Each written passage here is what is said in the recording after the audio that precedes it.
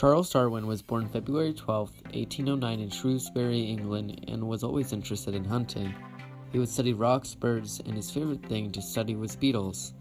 Eventually, his father, Robert Darwin, got sick of him and made him go to medical school. He did not like medical school and left after just 2 years. He reportedly did not like lectures or watching surgery, made worse at the fact that there were no painkillers back then. He left medical school and decided that he wanted to become a priest. His father sent him to Cambridge University where he would study priesthood. However, he continued his interest in rocks and animals and befriended 2 professors at Cambridge, Adam Sedgwick and John Henslow. Adam Sedgwick was a geologist that used fossils to try to prove that the Great Flood, in which the story of Noah's Ark takes place, was real. After Darwin graduated, Sedgwick took Darwin on as an apprentice, helping him do field work for his studies. In 1831, Darwin went with Sedgwick on a study to find fossils of whales. This gave Darwin a lot of fieldwork experience.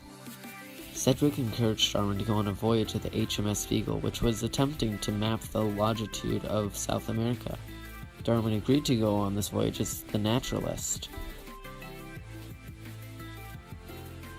The HMS Beagle was first constructed in June 1818 and was the third of 9 ships that bared the name.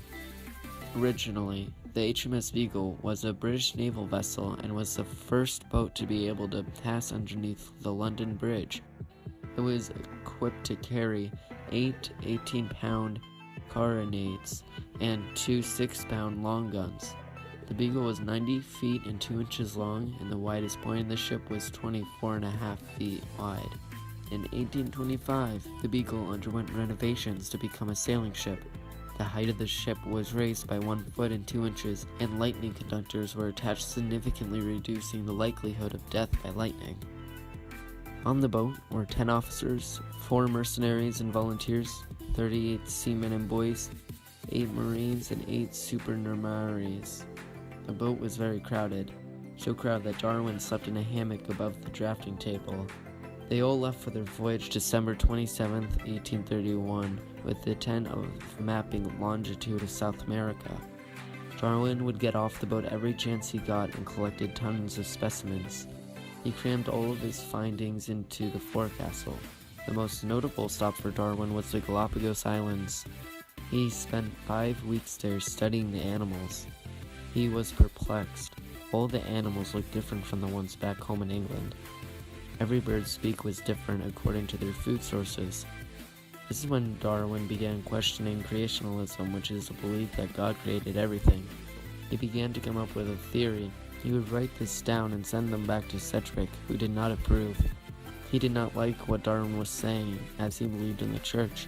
However, Darwin continued to write to him and build off his ideas until he eventually became what we know as today, Darwinism. However, after Darwin came back from his journey, he became very sick. Many people believed that he had Crohn's disease.